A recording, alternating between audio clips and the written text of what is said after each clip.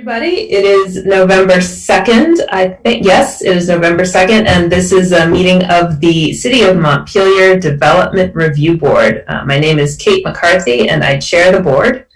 I will go through the other members and have them unmute and introduce themselves. So the other members are Abby White. Hi. Abby. Joe Kiernan. Hello. Roger Kranz. Hello. Jean Leon. Hello. Kevin O'Connell. Hello. And Michael Ozarchuk. Good evening. Hi, Michael. All right, thanks for being here, everybody. So we're also joined by Meredith Crandall, whom you know. She is our zoning administrator. And then Tammy Furry is on as the recording secretary. And this is being broadcast on ORCA and also recorded for posterity. So we will start out with a staff review of how we're doing things, given that we're on Zoom instead of in person. And for that, I'll hand it over to Meredith. Thank you, Kate. I'm going to do a quick share screen. This is mostly for people on ORCA, the share screen part. All right. So, as Kate said, this meeting is being streamed via ORCA Media. And you can participate in the Development Review Board meeting via the Zoom platform. So I have up here, if you're at home watching on ORCA, I'm going to leave this up. So here's the link to be able to access directly in. You can also call into the meeting and participate via phone. And we have a meeting ID and password for getting in. This is mostly for via the phone option, but sometimes you have to do it via the Zoom as well. You can download the complete meeting packet off the city website. I don't have the link. If you go to the city website, it's there. I'm sorry about that. You can email me right here if you need that link.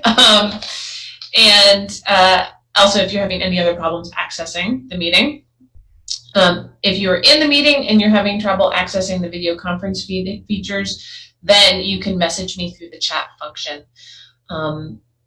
So just so you know, during this process, using your video is optional. Public testimony is going to be taken verbally. And as noted previously, the chat function should only be used for troubleshooting or logistics questions. Chats will be added to the public record if they're used. Please keep your microphone on mute when you are not speaking to reduce background noise. And for those participating by phone, *6 will allow you to mute or unmute if you don't have a mute button on your phone. If you're interested in speaking in a particular matter and didn't say so, then please raise your hand. That's not really an issue here. We only have one permit tonight. If you're on via phone and you need to raise your hand for some reason, *9 will allow you to do that. Then it'll pop up as a raised hand on the Zoom platform. We do have several members of the public on tonight, not just the applicant. And so I'm going to go through the participation process. Once you've raised your hand and the chair has recognized you to speak, then please unmute your microphone, confirm that you can be heard, provide your full name and address for the record. You're then free to provide your questions or comments. We ask that you try to keep them to 2 minutes. Board members will then have the opportunity to respond or ask questions of you or possibly the applicant. The chair may grant additional time for speakers who have follow-up questions or comments. But then once you have finished, we're going to ask that you mute your microphone again. The chair may then move on to somebody else. You can provide additional input later, but only after the chair recognizes you again and we go through the full, you don't have to state your name and address again, but you do need to be recognized by the chair. In the event the public is unable to access this meeting, I would probably get notified via emails. It will have to be continued to a time and place certain. If you're having connectivity issues, try turning off your video or closing other applications that are on your phone or computer. And if you're having trouble seeing the document screen share, all files are uploaded to the agendas and minutes page on the city website. Please note that all votes taken during this meeting will be done by roll call. I'll now hand this back over to the chair. All right, thanks for that overview, Meredith. So yes. That is the staff review and how people can participate. Next item on the agenda is approval of the agenda. Are there any modifications to the agenda from board members? Okay, I'll take a motion to approve the agenda. Motion by Kevin, Second the motion. second by Jean. All right, I'll call the roll. Abby, Yes. Joe, Yes. Roger, Yes. Jean, Yes. Kevin. I didn't hear, I saw you, Kevin, but I didn't hear you. Would you test the unmuting? Yes. There you are. Great. No, that's all right. This also confirms that your mic works, so it's a dual purpose. Thank you. Michael. Yes. And I vote yes. So we've approved the agenda. Very good. Thank you. The next item is comments from the chair, but there are no comments from the chair. So we'll move on to item 6, which is meeting minutes from October 19th. And the folks who can vote on the meeting minutes are Kevin, Abby, Joe, Roger, Jean, Kevin, and myself, because we were all present at that meeting. So are there any changes to the minutes as printed? Okay, then is there a motion to approve those minutes? Motion to approve. Very good. Motion by Jean. Second by Second. Joe. Wow. Second by Joe. Very good. Motion is second. I'll call the roll of those who are eligible to vote. Abby, Yes. Joe, Yes. Roger, Yes. Jean, Yes. Kevin. Yes. Thanks, Kevin. And I also vote yes. Okay, so we have approved our minutes from October 19th. Thank you very much. All right, so we're going to move on to the only application for this evening, which is 713 Elm Street. If I'm looking off to the side, it's because I have notes over here on another computer, just in case you wondered. It's a request for variances for the area of a sign and the height of a sign, as well as a request for extended sign lighting hours. And it may be other than that, and if so, we'll hear more. So the first thing we do at this point is anyone who wishes to speak on the application, I'll swear you in. So if you're here to be heard on the application, or even if you think you might want to pipe up, go ahead and raise your right hand. Okay, great. Do you solemnly swear or affirm that the testimony you are about to give is the truth, the whole truth, and nothing but the truth under the pains and penalties of perjury? Okay, I see nods and thumbs up, so I'm going to take that. Thank you. Thank you both. Great. So Meredith Crandall, could you please provide us with an overview of the project? Yep, this is going to be very brief for people who haven't done this before. This is going to be a little more on sort of the procedural aspects of it, and then likely it'll go over to, I'm guessing, Emily to describe more of the details on the project itself. So North Branch Nature Center is revamping its signs. It's one major sign. My understanding is, and from the application, there's been issues with people not being able to read the current sign due to its size and location. And the existing sign is larger than allowed under the current regs, though it was allowed when it was put up. But they're coming back and asking for an even larger sign.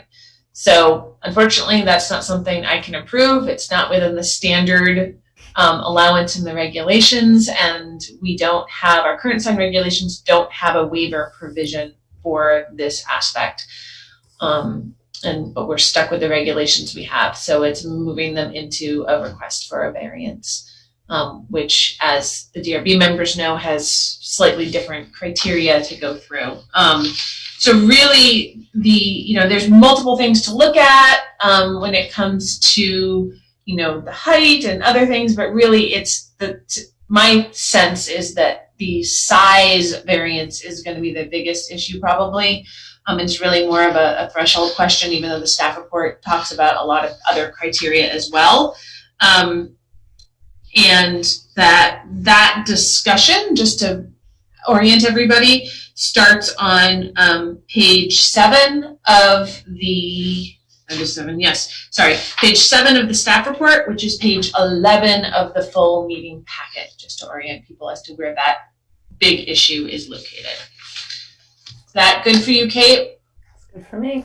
Good Okay. for me. So yeah, great. So what we'll do next is turn to, it sounds like Emily will be providing a bit of an overview. So yeah, we'll give you an opportunity to tell us briefly about the project, including just confirming what you're seeking a variance for and generally speaking why. And later on, we will be walking through the individual variance criteria as well as criteria related to signs and lighting more generally. And you'll be able to speak then too. So this isn't your only shot. But if you want to tell us an overview, take maybe 5 or so minutes. I'll turn it over to you, Emily. Okay, thank you very much. As Meredith pointed out, our current sign is smaller than the current regulations allow. And it's also considerably smaller than we would like. We are just a couple of miles out of town, 2 miles from the center of town. But the speed of traffic by the time you get to North Branch is the speed limit is 35, which means, of course, the range of speed people are actually traveling is, there and north. And we're finding that a lot of people, especially as our center has grown over the last several years considerably, and there are a lot of people coming to North Branch for the first time, people are not always finding us on their first drive-by. They're not seeing the sign, or by the time they do, they don't have enough time to slow down sufficiently to make the turn safely. And so then some people go further and turn around in a driveway or at Gold Hill. Perhaps some people even go further and then realize they've, really headed out of town and have to turn around at that point. So we would just like a more visible sign, both in terms of size, and we also have a lot of evening programming, which didn't used to be the case so much back when the first sign was built 10 or so years ago. And so being able to have some lighting on the sign so that it can be on during programming that happens in the evening, such as this time of year, we do owl banding in the evening that the public comes to. And in the winter, we do our Friday evening Naturalist Journeys lecture series. Obviously, when COVID's not happening, all of that is. So it would be nice for people to really be able to see the sign as they approach and be able to slow down appropriately before they turn. As far as the size of the sign, this was sort of all laid out in the narrative. I don't want to repeat all of what I said in that, but the recommendation from Sparky Potter of Wood and Wood up in the Valley was to have a letter height that is just impossible to fit on the 8 square feet of content area that's allowed. And so, in discussion with Meredith, we sort of brainstormed a couple different ideas with Sparky and, basically came up with a sign design that was our logo. It doesn't give us the full 6-inch letter height that we would have liked, but the visibility of the diamond and our logo in general helps achieve that desire for more visibility as people come over the hill and around the curve and start cresting down and see from a distance. So I'm not sure what else you would like me to cover right at this moment versus when you'd rather me respond to questions. So if there's specific things you'd like me to address right now, I'm happy to. That's a great overview. Okay. Yeah, we'll take some general questions from the board. So Kevin, if you want to unmute and go ahead. Just go ahead and unmute there, Kevin. I know. Every 2 weeks we kind of get back to it. It's Sorry about that. I'm zoomed out. I've been on Zoom like pretty much all day. Oh, well then. So anyway, Meredith, what can you just explain? I mean, there's a lot of paperwork there for what looks like a very minor amount of variance that we're looking for. What are we actually what is the variance that's needed with the new zoning regs? So the way everything has been zoned, the North Branch Nature Center is in a pocket, like a little pocket of rural that pops down in the rural zoning district. And in the rural zoning district, when they rewrote the sign regulations in 2018, they limited signs, commercial signs, in that district to 8 square feet. And that is measured not, it doesn't have to be everything that goes into the sign, but it is the area of the sign message. And really the smallest square you can really draw around the proposed North Branch Nature Center sign and get just the message, I think it was 12 and a half square feet as proposed. So, it's an additional 4 square feet that they're asking to add on to what is supposed to be the maximum size for a sign.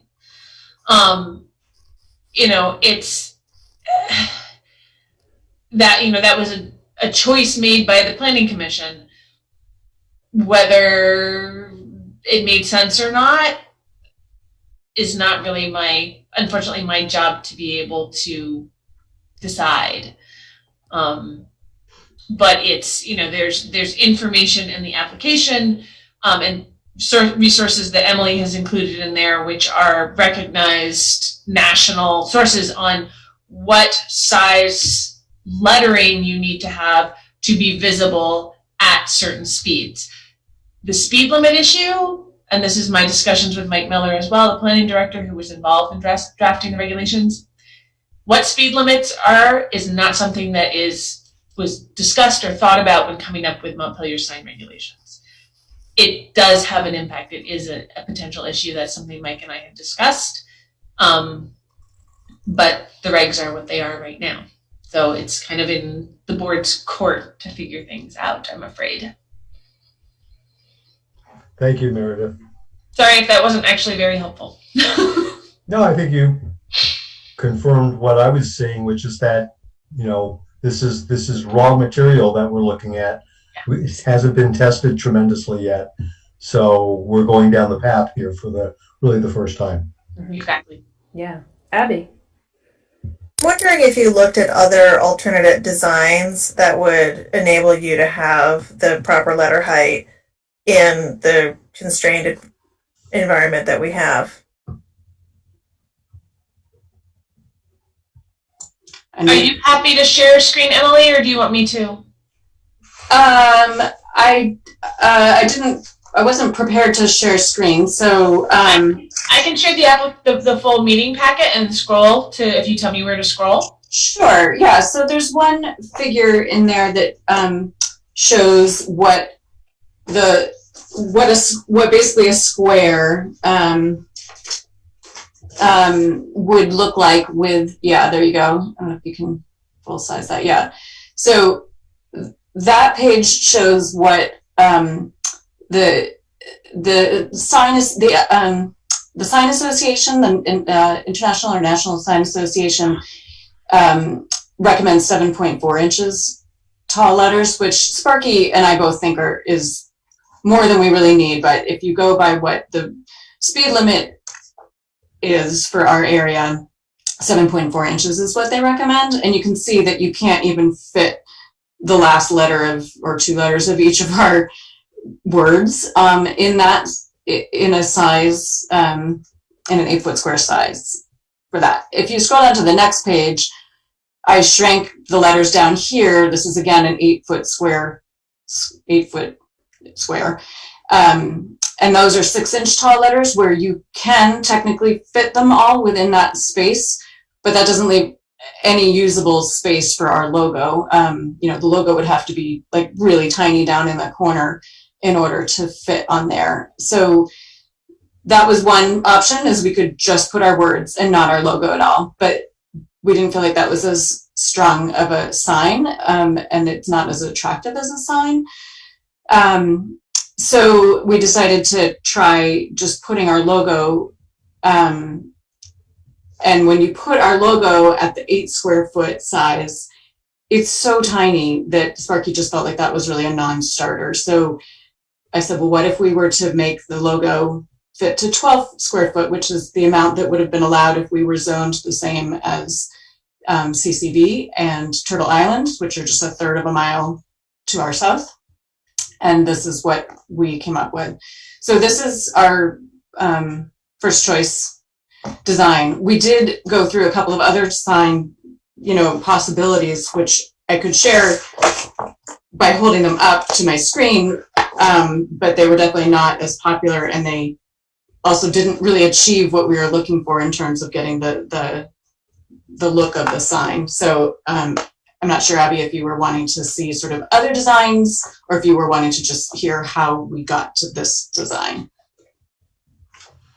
Oh, this is helpful. I just wanted to know if you looked at other possibilities, and it sounds like you had. Yep. Questions? Other general questions? All right. So, folks probably reviewed our staff report, and what you would have seen there is that a threshold question before we talk more about whether 12 is appropriate versus 11 versus 14, etc., and whether the height being asked for is a reasonable variance to request. The first thing we usually look at as a board is the variance criteria themselves. And we call those threshold criteria because if they're not passed, then the other parts, it doesn't make sense to have them as part of the discussion. So I'm going to look to the board for some advice. Like under normal circumstances, what we would do is would make this determination by voting in the meeting and then moving on and accepting more testimony. For folks who are watching us for the first time, you may not realize that for the last month or two in the Zoom environment, we have made the decision to temporarily, at least, conduct our deliberations in a separate non-public deliberative session. And we've done that so that we can come to good decisions by having an easier way to communicate in a slightly smaller group. We've been doing this with all applicants, not just difficult ones, so that everybody gets uniform treatment. So where I'm going with this is I want to ask the board's opinion about whether you would like to make those threshold determinations in the public session and then move on and accept testimony and do the rest in deliberative. That's one option.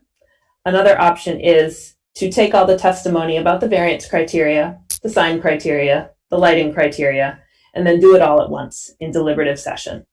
And I'm leaning toward that second option for the sake of consistency with other applications, but I'm also very interested in what other board members would think is the best process, the fairest process. And I know some of you have been on this board longer than I have, and I'm very interested in all of your opinions on that before we move on. So apologies to the applicant for having to sit through this little bit of process discussion, but thanks for bearing with us. Roger. Well, thank you, Kate. My memory of doing variances is that we arrive at very specific measurements, a 2-foot setback or whatever. In this case, it would be a 8 square foot sign and whatever the height is. And then once we've determined those specific measurements, then we go through the 7 criteria. Because if you don't have the measurements, then it's hard to figure out the criteria. And I'm kind of thinking we should do that in public, maybe not vote on it, but I think it's important for the applicant and everyone else to hear how we determine each of the criteria. Yeah, I think we can definitely walk through the criteria even if we then vote on them later. Before I call on Kevin, I would just note that the first 2 variance criteria are very general to the site, but then the later ones, like the applicant is proposing the least deviation possible, that does depend on the numbers that we're talking about. But that's helpful, Roger. Thanks. Kevin. Yeah, I just wanted to support Roger, your comments. That certainly is the time-tested way that we've approached variances. Do other board members have any questions or opinions about our approach to variances?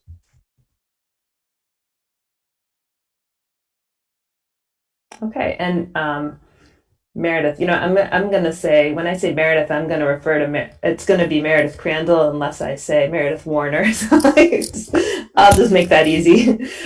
So Meredith, who's to my left, I would like to ask your opinion about proceeding, taking into account Kevin's and Roger's recommendation.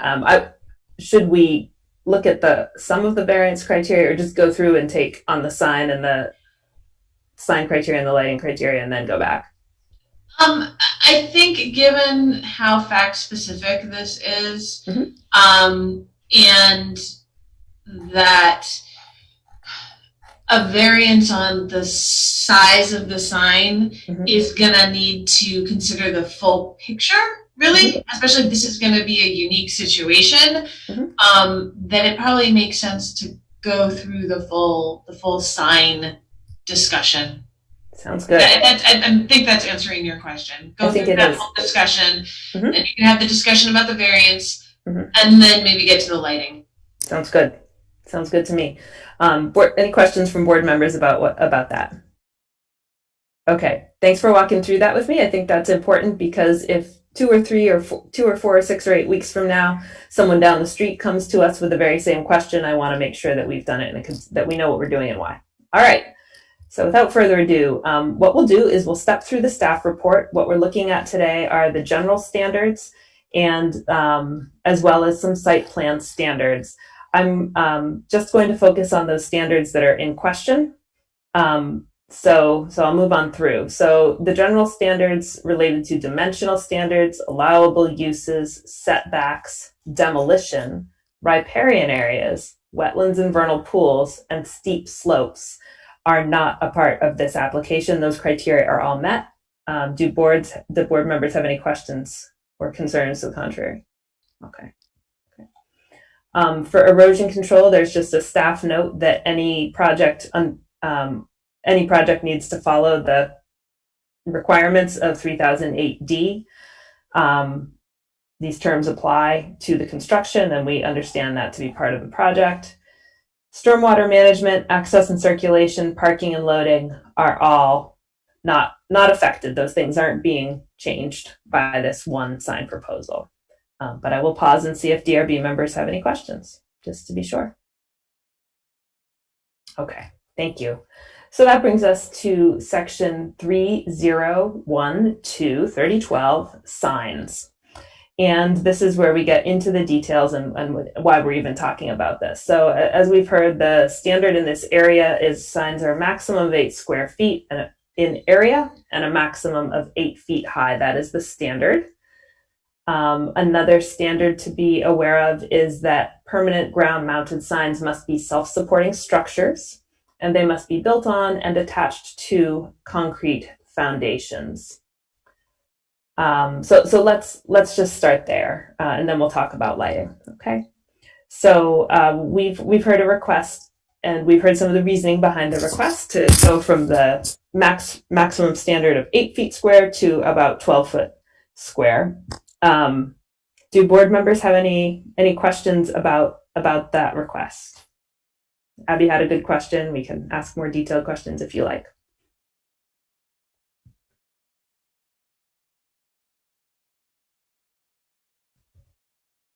Okay, we can always come back to it if we think of something else. That is fine. Maybe you could tell us a little bit about the height of sign that you are hoping to build, and why, if you're requesting a variance for the height, and why the height that you're requesting. Sure. So in and of itself, we're not interested in making a super tall sign, but we did want to follow Sparky's recommendation for a minimum clearance off of the ground of 3 foot 6 inches, with the setback from the road and the slight curve the berming of the road, and the ground slopes down a little bit. If we go any lower from the clearance from the bottom of the sign to the ground, we're going to be getting to the point where you won't be able to see the bottom of the sign when there's snow piled up on the side of the road. So we really didn't want to go any lower than that. The top of the sign, as it's currently designed, is 8 foot 3 inches, so it's 3 inches taller than 8 feet. If you count just the top of the sign, but the way the regulation is written, it's actually the structure that is the measurement that is supposed to be 8 feet high. So that's where we really go significantly above that to, what is it, 9 foot 8 inches. So, you know, we would be, you know, certainly have three, you know, if bringing it down by 3 inches made a difference if you felt like that would sort of get us closer to the spirit of the law, I certainly am not going to quibble over 3 inches, but I think that bringing the whole thing down so that the structure is at 8 feet would be a problem, because then the sign itself the bottom of the sign would start being not visible from drivers who are coming downhill, especially in the winter when there's snow. Okay. I would just note that if the sign were 8 foot square, it would probably fit. It would probably be able to achieve the required clearance and the required height. Or if it were you know, it's kind of a square sign, yes. But if it were like a rectangular sign, more like that, right. Was that something that you talked about, the possibility of a different sign shape in order to kind of optimize all those dimensions? We did look at other sign shapes. Ultimately, we thought that the best use of the square footage was to use the logo, which obviously is the diamond shape. But yeah, we did consider some horizontal ones. And yes, if you did the text across 2 lines of text, North Branch and then Nature Center, that would be, you could make the sign height shorter.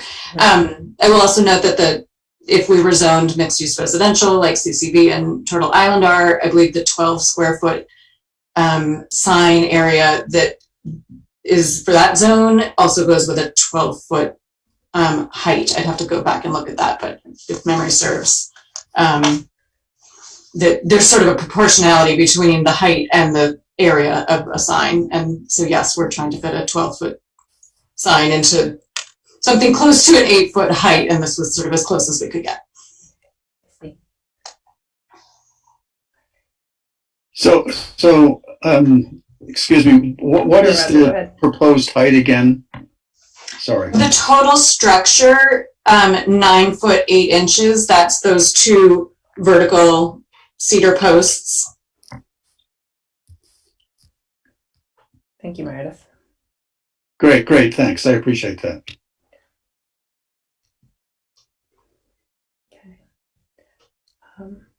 Other board members, if you have questions, feel free to pipe up. Oh, now I can see well. Any other questions about the sign height? Joe, did you have one? Yeah, I'm sorry if you went over this earlier. I was reading some of the staff report here, but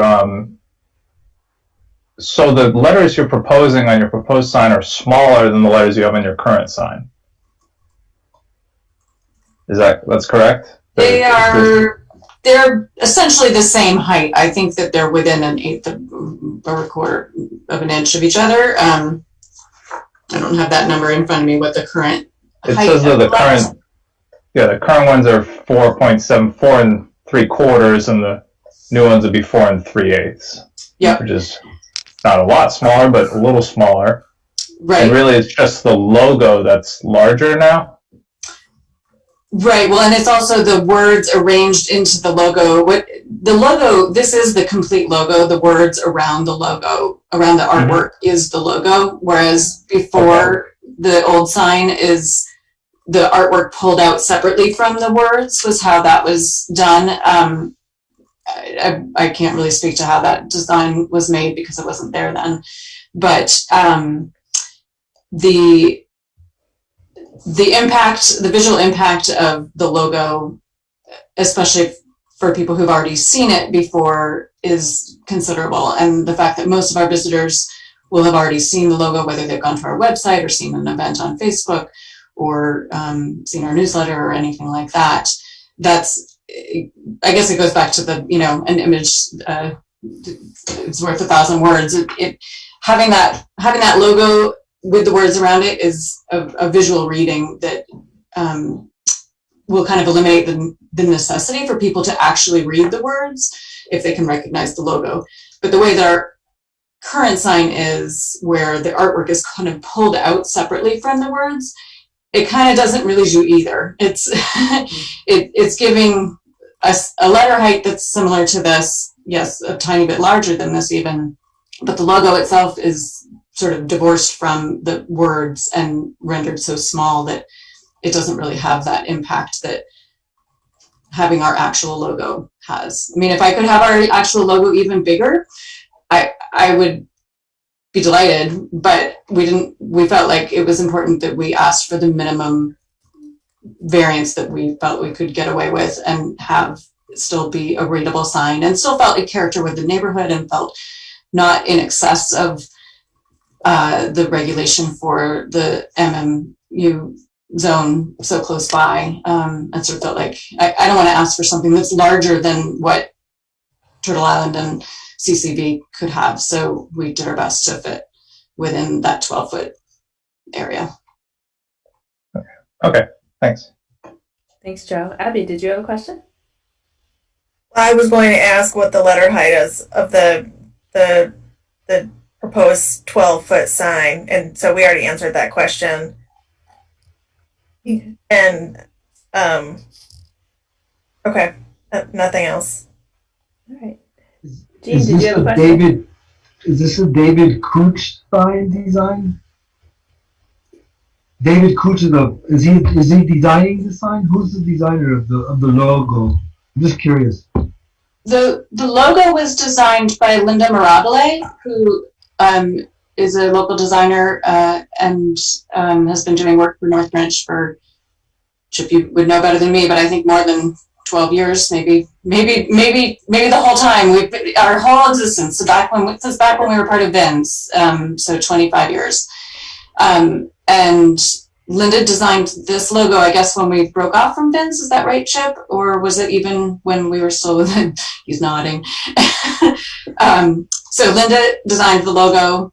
The sign itself, this sign proposal, is designed by Sparky Potter of Wood and Wood up in Waitsfield. Great. The decorative center post goes up 4 inches higher than the base, so it actually gives the area height, top height, 10 feet. Is that decorative center a structural piece to hold the top part? Does that go through the beam as a structural piece, or is that just strictly decorative? I'm wondering if by decorative piece, do you mean the triangular shaped thing that's above the logo that's black? Yeah. That's actually the light. Oh, okay. It reads a little funny from the front. Yeah. Okay. Yeah, it does look a little like a finial or something. Yeah. Thanks for Because checking it goes that. into the structure also. It looks like it's part of like it would go through that beam into the sign. Yeah. No, I don't think it. Yeah, I don't think that it goes into the sign. I think it goes into the beam, and then the electricity, there's a wire that goes in that beam and down the side. Correct. Yeah. But the black thing that's between the beam and the sign, that rectangle, yeah, that is just the way that there's 3 of those that attach the sign to the frame. Perfect. Thanks. I always enjoy kind of hearing about the history and how things have unfolded, and including local designers and things like that. So that's good and interesting to know. I'll just remind our board members that we don't judge so much on the content as on the shape and the compatibility of the sign, the size of the sign, the things that we can judge. We need to be very careful about the content. So that's just a reminder for all of us. I don't think we were heading that direction. But, all right. So these are good questions, and I think we've gotten some good testimony on the sign itself. Why 12 feet is being requested as opposed to 8. We've heard about the difference in height that is being requested for clearance for snow purposes. Looking at, let's see, are there any other questions about this section, about the signs? I just want to get back to the staff report and make sure I'm hitting Okay. So the next requirement of signs is that they be self-supporting structures, which this appears to be. It also, we have a requirement that they're attached to concrete foundations. And is this sign attached to a concrete foundation? That's not the recommendation of either Sparky Potter or Timber Homes, who are just up the road from North Branch, and who we are planning on hiring to create the cedar posts and install the frame. Sparky Potter's Wooden Wood will create the sign itself, the white part, the sort of octagonal part, but and the connector pieces, and they'll take care of the lighting, but Timber Homes would do the timber part and the installation. So I went back to them after you flagged this, Meredith, thank you for that, and got some clarification from both of them. And so I'm happy to share what they said. Yeah. The basic gist is that you can use concrete to put in your holes for this, but because it's a freestanding structure that's in soil, it's not attached to we don't expect that there's gonna be bedrock under there. It's loamy soil, and it's not like downtown where there might be other structures or infrastructure that exists underneath the, by the time you get it down a couple feet. Mm-hmm. If we did concrete, we would have to protect the posts from the concrete. Concrete's really porous, and so it would basically be wicking moisture in from the soil to the cedar posts and actually contributing to the potential for rot. So what they recommend, what Timber Homes specifically recommends, and this is what they do when they do kiosks, which is a big part of their business, is they would have us dig a 4-foot hole, a little bit more, put some gravel in the bottom to protect the bottom of the posts from the soil, put a sonotube in, and then backfill with dirt on the outside of that sonotube. So, your hole is bigger than your sonotube. This part gets filled with dirt. Then install the posts on the little bit of gravel that you've got at the bottom, a couple inches of gravel, and then backfill that inside of the sonotube with gravel so that you don't have any soil touching the posts, and that should protect it. And cedar's already a very long-lived, species that's well known to withstand this kind of use. If we were to instead go the concrete option, first of all, it's not as environmentally friendly of a product, but I'm not going to quibble over a couple of bags of concrete either. But the problem is that because of the wicking thing, you would still have to protect it from it, and it also wouldn't give it as much structural integrity as the process that Timber Homes described to me.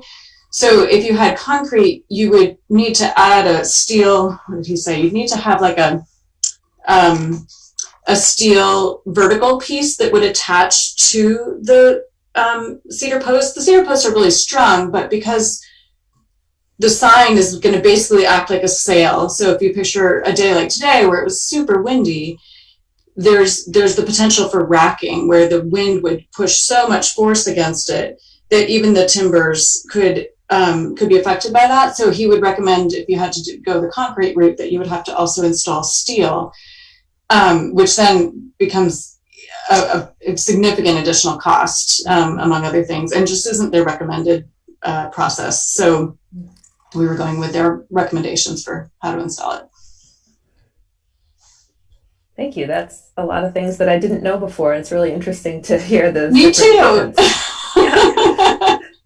Kevin. Yeah, I'm just Emily. I'm surprised by the recommendation for the for not using concrete, because you look at almost any guide on how to build a fence or how to put in posts. The fixation is with concrete.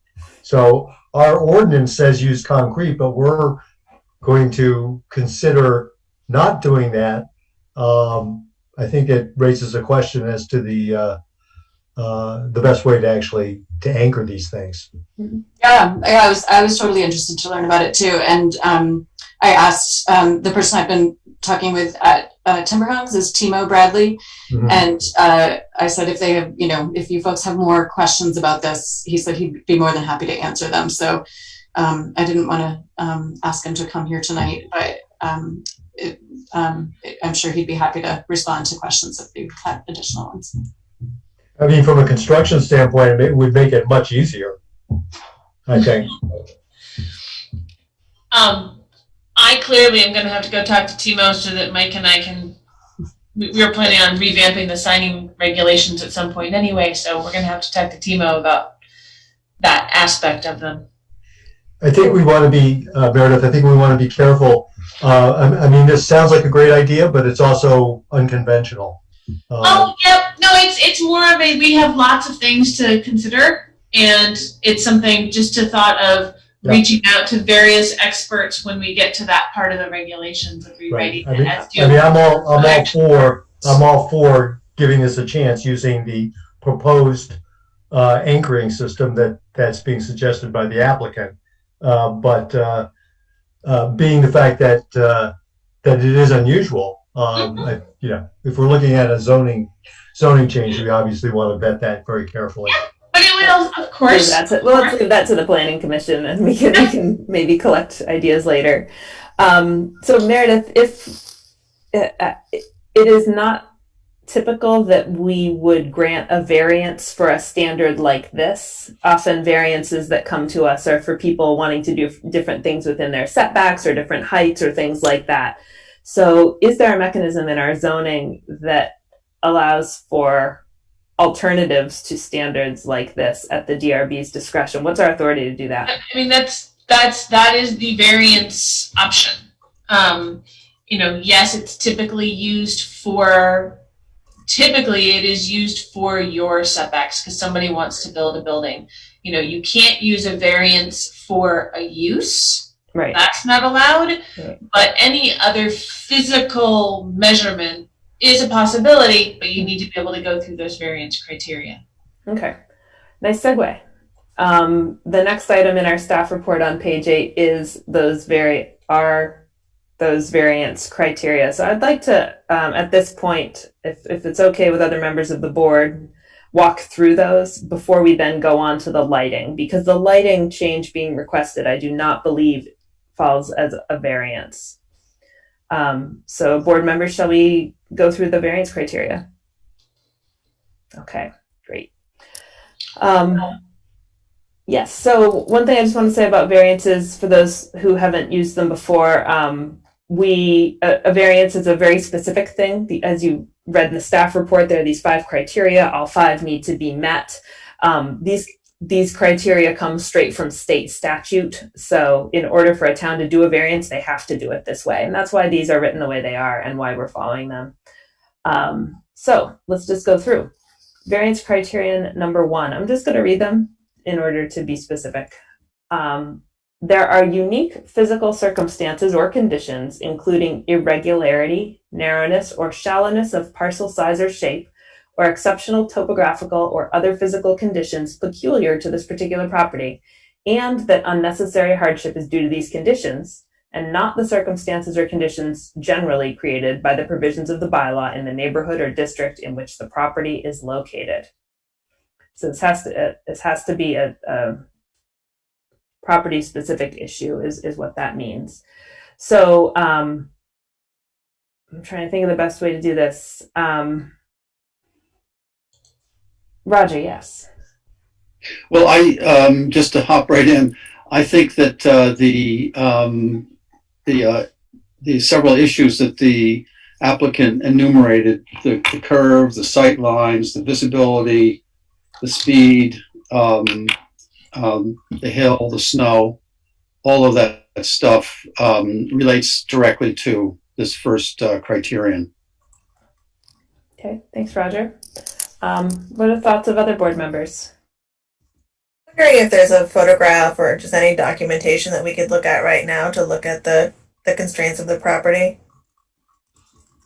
I would back up what Roger said. That when you come down the hill, just after making that turn right before the entrance to the nature center, it's, the existing sign doesn't really would not catch anybody's attention. I see this as an equalizer between the zoning that the nature center has and the surrounding properties, the community college and Turtle Island daycare. I would emphasize that the unique circumstances exist there. Other board members? So I see this a little differently. I'm very reluctant to make comparisons with the neighboring zoning district because there's a pretty distinct divide between the end of the residential and the start of much lower density residential, and it's mostly residential uses after that point, with the exception of a few of the home-based businesses and Vermont Timber Homes, which is a conditional use. I sort of see the nature center through no credit or fault, no, through credit, but no fault of its own, as being kind of the gateway to that new zoning district. And I think that's important. And so I would not, in my own opinion, I don't see that parcel as a transitional parcel between the mixed use medium, or whatever it's called, the previous zoning district and the one that it is a part of. I see it as kind of the gateway property, and the fact that it's a line and that there is different treatment is in order to create that transition, which is important. Kevin? Yeah, I'm sorry. I understand your point of view there, Kate. But I do think that being that it's just the beginning of a different zoning district, right past those two additional properties, you don't even have to make that anything other than a footnote, or maybe just ignore it altogether. But the unique circumstances still exist. So the unique circumstances about, for example, the topography and the road. Correct. Okay. Meredith? So this is just a technical difficulty. I was trying to pull up a Google Maps or other things for Abby. If everybody could stop for just a second, if it's okay. My batteries died on my keyboard, and so I actually can't pull anything up at the moment. Oh, But if you can hold on, I gotta run to another room and get some batteries. Okay. I can pull it up on Google Earth. I'm actually looking at it right now. All right, Joe, why don't you go ahead and do that? Does that work for you, Meredith? Thank you. Go team. Thank you for the save. Is Okay. this sharing the correct screen? You guys can see the map? Yes, Joe, we Street can. view? All right, so this is coming out of town, and the North Branch Nature Center is up here. And you can just barely start to see the old sign out there in the distance. And I believe that the new sign's location is going to be somewhere around here, closer to this telephone pole here. So you would be able to see it much earlier, based just solely on the movement of the sign coming around this left-hand turn here. We're also going downhill here. It's not super obvious on here, but Sometimes you As you can come- tell the hill better going the other way if you go down and then Yeah. come back. so this side, unfortunately, the car is over here in the right-hand lane. So when you're looking at it this way, you would be over here in this lane. You'd be able to see a little bit sooner, actually. Your sight distance would be better. But you can see that the current sign is pretty well hidden in here. But the new location would be somewhere around here. Again, looks like we're going downhill again here? Are they in the low spot here? Kind of looks like it. It's a bit of Maybe a a little low. bit. Yeah. So with the sign being higher, no matter which direction you're coming from, theoretically, the sign being higher would put it more in your line of sight. It's not a whole lot higher than our regulations allow for anyway. So Joe, when you say higher, you mean the height of the sign. You don't mean higher up the hill. You don't mean closer to town. Right. The height of the sign itself, since you're coming in from higher up elevation-wise, no matter which direction you're coming from, the sign would be easier to see being a little higher. You're going to see it sooner, especially coming from this direction, coming from out of town, coming from town. All right. So that's a good analysis. I think while we're there, I just ask board members to think about how this image does or does not represent a unique physical circumstance that's different than other properties in this zoning district. Because that's the other thing we're considering here. Mhm. Okay. Yeah, Emily, go ahead. I just wanted to add that the proposed location of the new sign is only about 30 feet south of the current sign location, so it's a little bit closer to traffic coming from the direction that from town, but not a lot. Okay, thank you.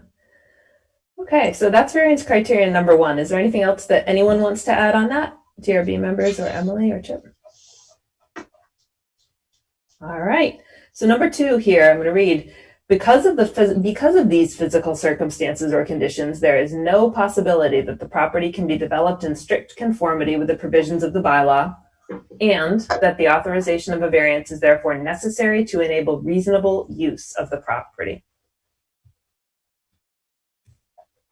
So, yeah, Roger. I think that's clearly the case. So the property can't be reasonably used without this variance. Yes, as outlined by the, as explained by the applicant, yeah. Okay. I What don't others? see it that way. I don't understand that. Yeah, I don't understand that either. The property will continue to be used whether there's a 20-foot sign, an 8-foot sign, or no sign at all. Correct. Meredith, do you have, and I'm going to put you on the spot, I know reasonable use is what we like to call a term of art. It's something that comes up in court decisions and things like that. Is there anything that you can tell us off the top of your head about this standard?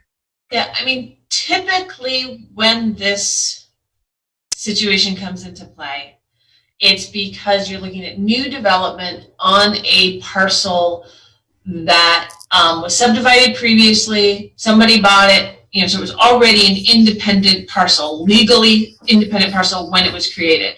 Then somebody purchases it and goes to put a structure on it, and they're like, oh, wait, since it got subdivided, the setbacks changed in my district, I got rezoned, so I've got different setbacks that apply, or some other criteria, some other requirement, and now I can't build, even usually the standard is, can you at least put a single family home on it?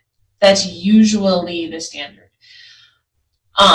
It's a lot, it's a much rarer situation now that we have a change between waivers and variances, to have a variance come in to say, we just want to, we want to change how we're using it, or we want to put this new thing in. If it's not going to stop some sort of use of the parcel, then usually it's, that's the reasonable use, that you can get a benefit from the property, and that you can have some use on the property that is compliant with the regulations. Yeah.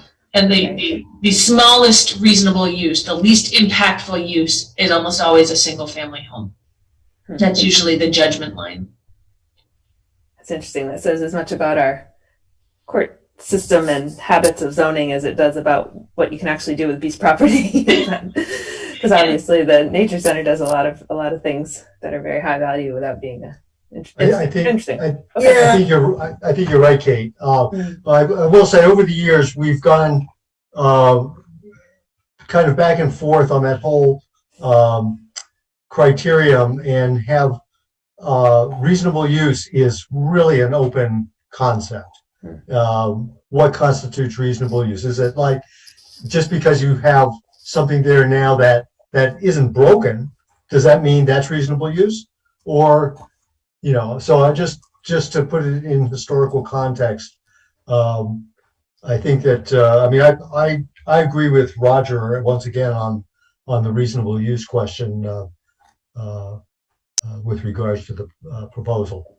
Okay. All right. Well, thanks. I think we can sort of take that discussion and then fold into it what we've heard from the applicant about their stated needs, and when we consider this further. So I'll move on to criterion 3. Sorry, Kate, can I ask one question about this? Yes. So we're talking about enabling reasonable use, and I'm wondering if there's been any estimates on usage that would that has been affected by the poor sign and an estimate on what increased usage may look like with an enhanced sign. I'm just wondering if there's any data or insight that we can kind of use to make this determination around whether this is reasonable use or not. I guess I would invite Emily to answer that. Or give it a try.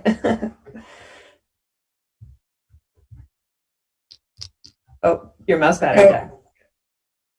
Maybe, I wonder if Meredith can unmute you manually. Are you able to unmute Emily? Nope. Sorry, just gives me the option to ask to unmute her. Oh, that's all right. We'll give her a second. We'll wait.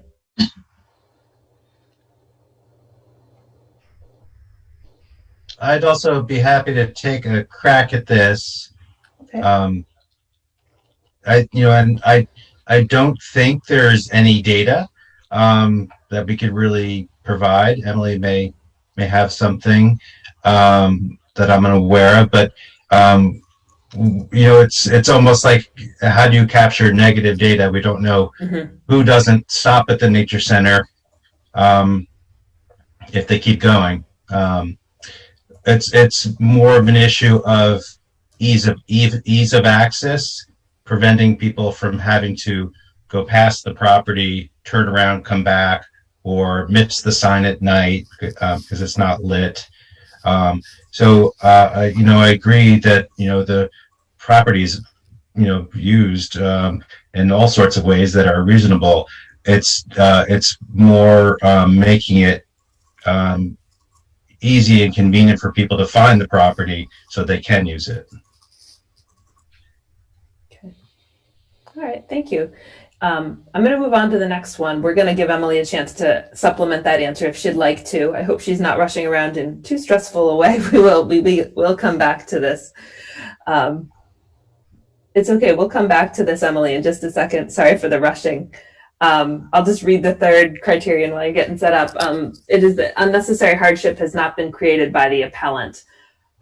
So these circumstances that we're talking about mitigating for with the variance request are not circumstances that have been created by the appellant. So, for example, if the appellant had built up a 20-foot dirt mound on the edge of the road and then wanted a 30-foot sign, that would obviously be something that the appellant had done, and that's not really what we're seeing here.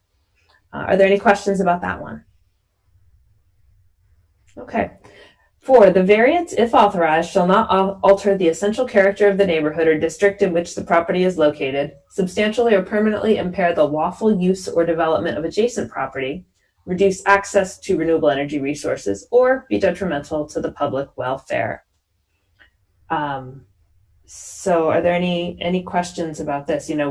We've seen that the scale of the variance requested is relatively minor given the size of the property.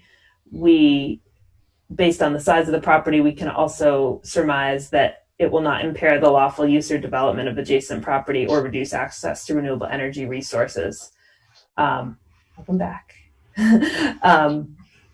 Does anyone have any questions or comments about this one?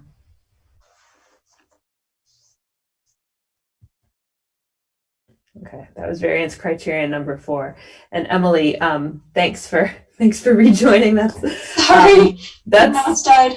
That happens. It's amazing. It happened to both you and Meredith at the same time. So it happened in a demo earlier today too, on a call that Chip and I were both on. The person demoing software for us, it's today. It's something near solar flares or something. So we heard from Chip about whether there, in answer to Abby's question about whether there is any data that shows just how much, what would the marginal benefit be of the improved sign, and Chip said, it is difficult to prove a negative to know what we're missing. I don't know if there's anything that you would want to add to that. Well, I guess I'm not clear on when in the meeting it's you're inviting public comment, but Meredith Warner is a neighbor, and so she might speak to this. I've also heard from neighbors and from people attending programs that they sometimes miss the turn and then go a little further and turn around, which of course is a hazard in terms of driving on a road that's 35 or 40 miles an hour traffic. You don't really want people doing frequent turns in the middle of the road. Mhm. So there might be some safety benefit to it for sure. But yeah, I don't know. And I think I hope and trust that everybody who is trying to find us eventually does find us. But is there some inconvenience? Is there, you know, sort of a sense of, am I here yet? And, Right. you know, it's this dark road at night. And Okay. All right. Kevin, did you want to chime in? No, I'm okay. Okay. I don't know if I was making some gestures, but I was disconnected for a minute, and I'm Oh, just getting back in. okay. You're fine. You're fine. All right. So thank you. We'll move on to that. And Meredith Warner, if you do want to pipe up at any point, please feel free to give a wave or unmute, and we'll keep an eye on you so we can include you. Okay, so the fifth criterion of the variances, and thank you, I do think it is important that we spend time on these because it's kind of the crux of it. The applicant is proposing the least deviation possible from these regulations that shall afford relief. And we've heard an explanation of why the sign height is proposed to be what it is and why the sign size is proposed to be what it is. Are there any more questions or comments on that criterion? Okay. So I'm going to move on from the variance criteria unless anyone has anything else they want to add about that. All right, thank you. So we've been through the general standards that included the sign standards and the variance criteria. And now what we are going to do is move on to the site plan standards, which is where we get into lighting. And like the general standards, I'm just going to note that much of this does not apply. Regarding landscaping and screening, the parcel complies with the landscaping requirements, but there is a staff suggestion that we request an updated landscaping plan because there's not one. Is there one on file now, Meredith? There is one on file from, I said, sorry, I don't have the date. I'm trying to do a little side research. There is one on file from the previous large changes. Mm-hmm. But even if we just got something with a slight annotation so that it's compiled, that would be helpful. It's really what would be required to meet that.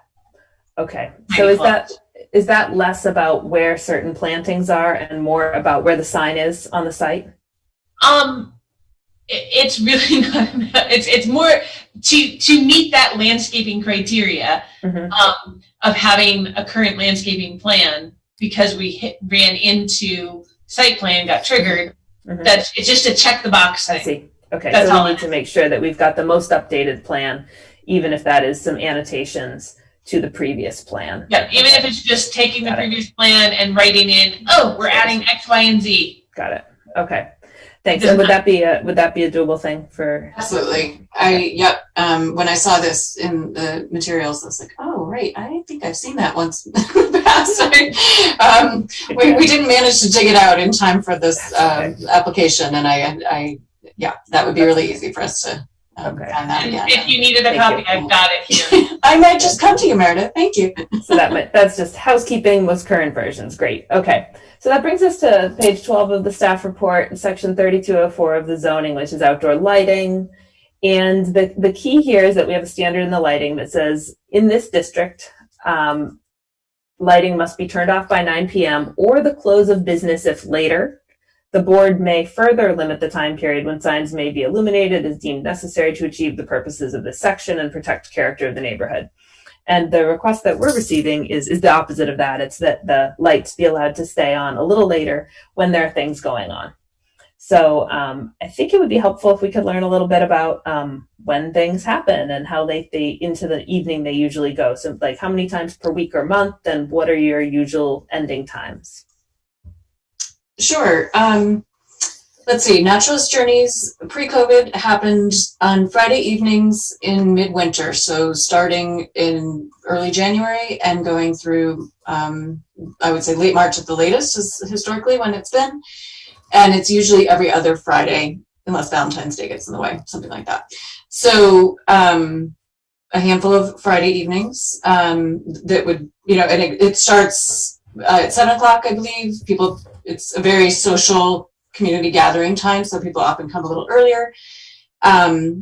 But the lectures start, let's see, Chip, do they usually go till 8:30? Does that sound right? And then I would say we're usually completely finished by, like, everybody's off the property by 9:30 at the latest. Does that sound about right? Yeah, I think that's accurate. And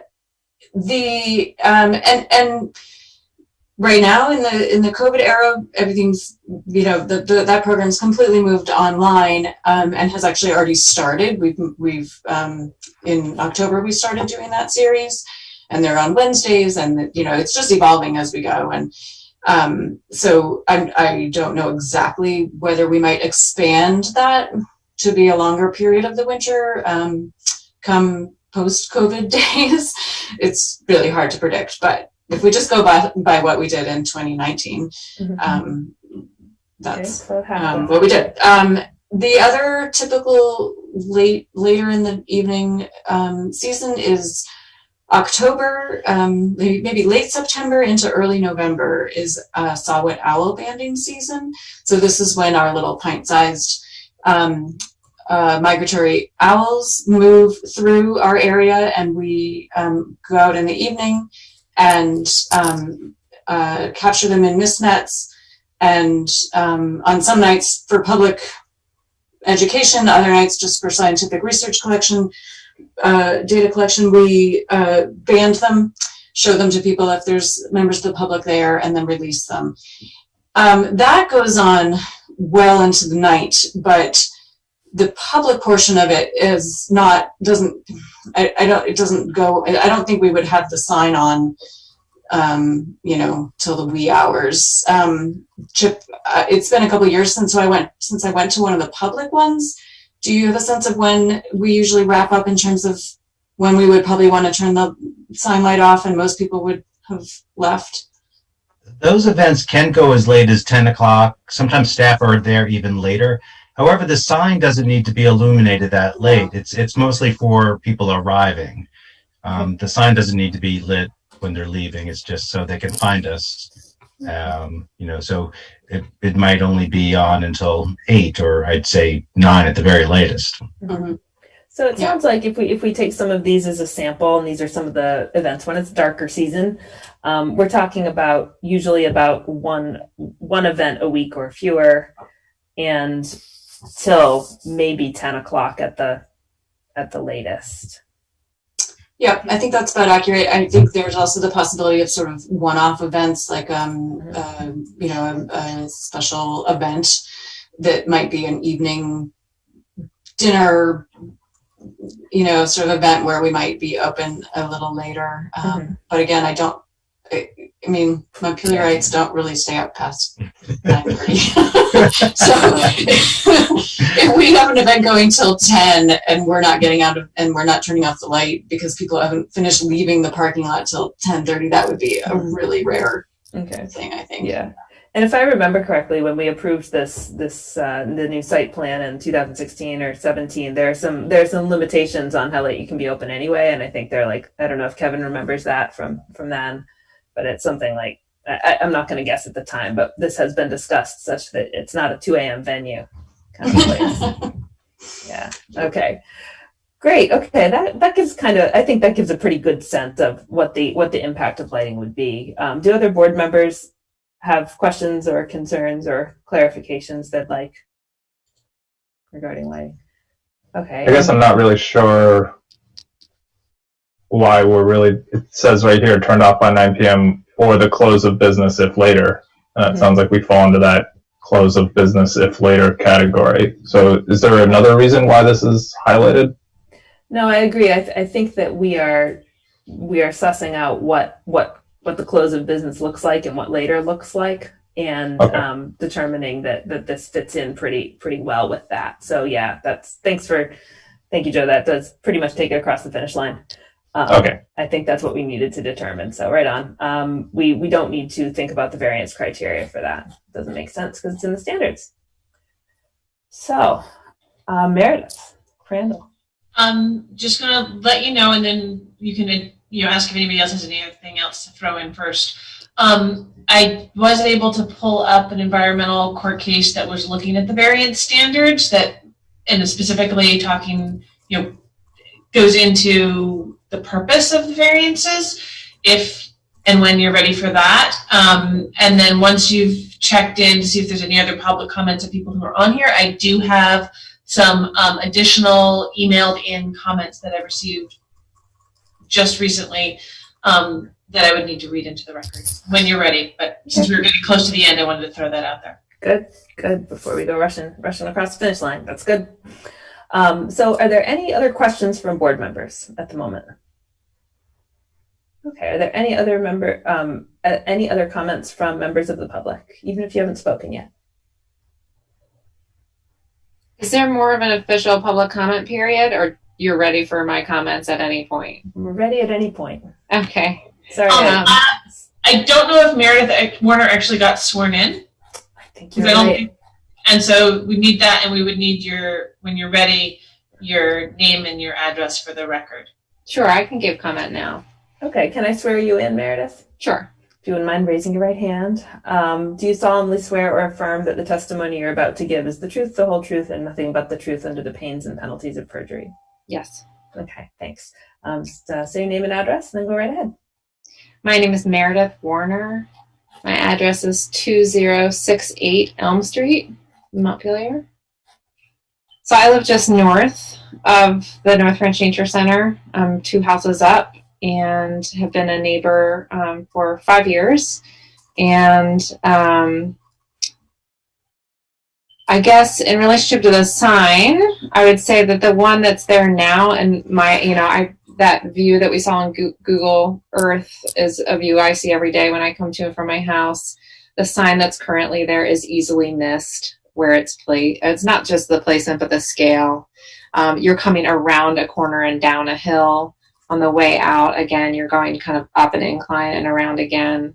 I think, I can't attest to why people use my driveway as a turnaround, but I would say that my driveway is often used as a turnaround. My house is close to the road, so I see that happening. And so people coming out of town might miss the North Branch, and my home is one of those places where people do turn around. The new signage looks great to me. The renovations that have been done in the last few years at the North Branch Nature Center have included changes to the lighting that's been done in a way that is very respectful to the neighbors, and of course is really respectful to the environment and the animals and all kinds of creatures passing through. So I trust that the proposal would be used appropriately. So when they say they're going to turn it off and only use it, I'm sure that that's an honest use. And also I live a little bit closer to the entry to Gould Hill Road, which is also, we have a street light down here. So while I am in the part of Montpelier that's much more rural, we're used to having some ambient light, and it's not a problem. And I think from a safety standpoint, with the entry at use during events, it would be really useful to have better signage and some lighting there. So I just wanted to speak in support of a person nearby. Thank you. Thank you, Meredith. Thank you for sitting through and waiting and then adding to what we heard. I really appreciate that. Very good. Any other comments or questions? All right, so I mentioned earlier that we've been moving into deliberative session in order to deliberate. And so at this point, what I would do... I've got to read the public comments. Oh, yes. At the very least. Go for it. Yeah. Okay, sorry. So this is a public comment from Leslie, Leslie Parr, Parr. She lives at 53 Cityside Drive in Montpelier. It's Unit 11. And she has been a member of the North Branch Nature Center for many years. And she says that she's very pleased with the lighted larger sign as designed. It is very dark near the center, and the turn into the driveway comes up pretty fast. The lighted and larger sign will be a good indicator that the turn is coming up. In the winter months and with the North Branch Nature Center's evening programming, I expect the public will appreciate the larger and well-lit sign. The current sign really doesn't do the job, and I know that people who miss it have to find ways to turn around, sometimes on Gould Hill Road and even in driveways. Hoping your board agrees that our nature center deserves better, brighter, and bigger signage. Thanks, Leslie Parr. So that's that. Is there another one? There's no more public comment. I didn't know if you wanted me to bring up the variance context, or if you're all good with that. Let's not do that. Okay. I think. Thank you. That was some quick research. Thank you. I don't think we need to go into that at this point. Okay, great. Would other board members like to learn, though? I'm just one person. Oh, I just closed it. I agree with your assessment on that, Kate. Okay, thanks. Now you know where to find it, Meredith. That's okay. All right. So at this point, what we will do is I will entertain a motion to close the public hearing on this application and move into deliberative session at the close of the public meeting. Is there a motion to that effect? So moved. Motion by Kevin. Second. Second by Jean. I'll call the roll. Abby. Yes. Joe. Yes. Roger. Yes. Jean. Yes. Kevin. Yes. Michael. Yes. And I also vote yes. The motion has been approved. So what we will do is we will deliberate on this evening, right after this meeting. And then just as normal, you will receive a written decision as soon as possible from the board with our answer. That's all. Any other questions or last comments? We just have one additional item on the agenda, which is other business. Yes, thank you. I'll get to that, but I want to thank the applicants for spending time helping us think through this and for your descriptions. Appreciate your participating. Thank you very much. Thank you very much. You had great questions, and I appreciate the opportunity.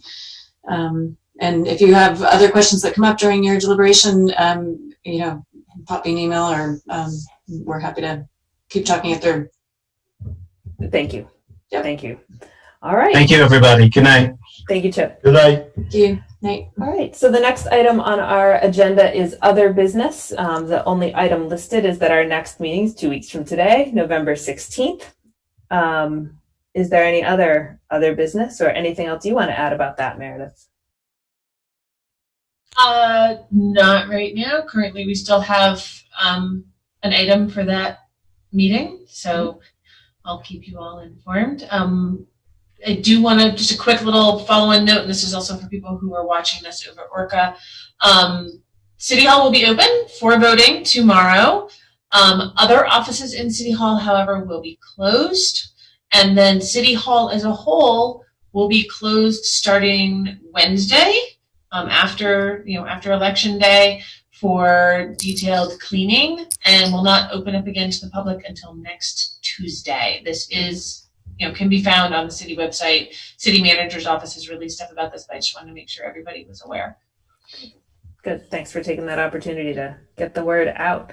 Any other announcements? All right.